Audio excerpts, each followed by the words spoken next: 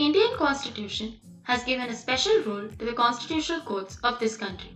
The Supreme Court is a protector of the fundamental rights of the citizens and is also endowed with the duty to keep the other pillars of the democracy, that is, the executive and the legislature, within the constitutional bounds.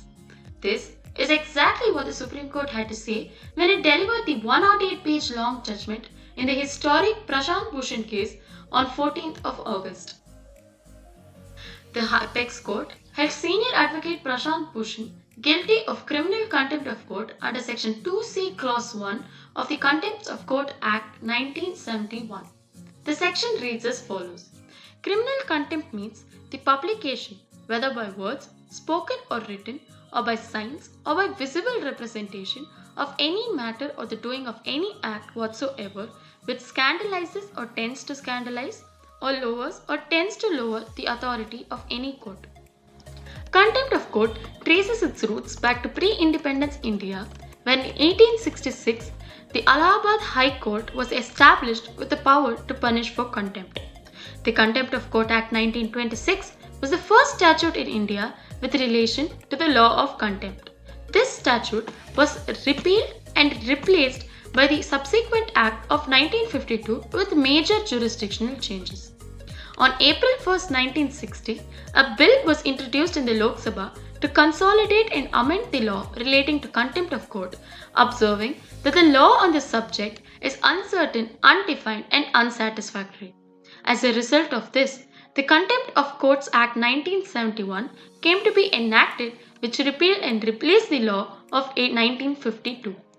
The said Act 1971 categorizes contempt under two heads, civil contempt and criminal contempt, providing thereunder definitions for both. Ever since 1971, India has witnessed a plethora of contradicting contempt judgments. The Supreme Court in 1988 in P.N. Dadda vs. P. Shivshankar and others held that judges cannot use contempt as jurisdiction for upholding their own dignity. Our country is a free marketplace of ideas and no one should be restricted to criticize the judicial system unless this criticism happens to hamper the administration of justice. Following this judgment in 1995, the Apex Court in R. Rajagopal vs. State of Tamil Nadu, also famously known as the Auto Shankar case, invoked a very famous doctrine, the doctrine of John Sullivan. This doctrine states that the public must be open to strict comments and accusations as long as they are made with bona fide diligence. In the infamous Arundhati Roy 2002 judgment, the Supreme Court observed that the fair criticism on the conduct of a judge or the institution of judiciary and its function may not amount to contempt if it is made in good faith and in the interest of the public. The Supreme Court, however, took a hostile view in the Arun Shourie judgment in 2014, where it held the editor of the Indian Express, Arun Shourie, as guilty of criminal contempt for headlining an article related to judicial inquiry as "If Shame Had Survived."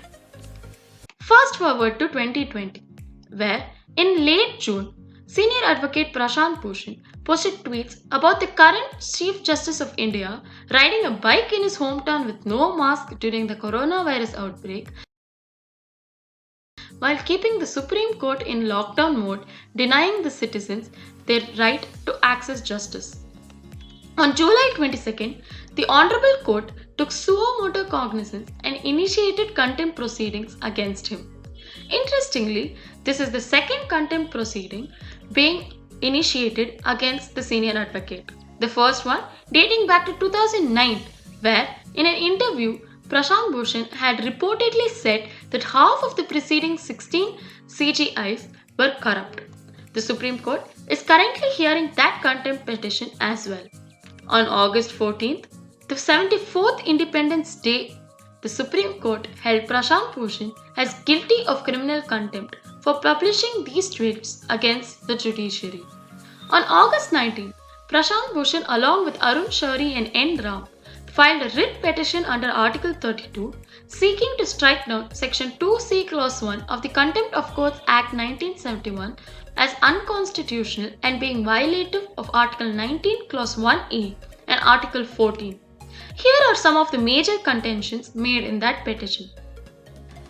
that the impugned section violates Article 19(1)(a) and does not amount to reasonable restriction under Article 19 Clause 2 because 1.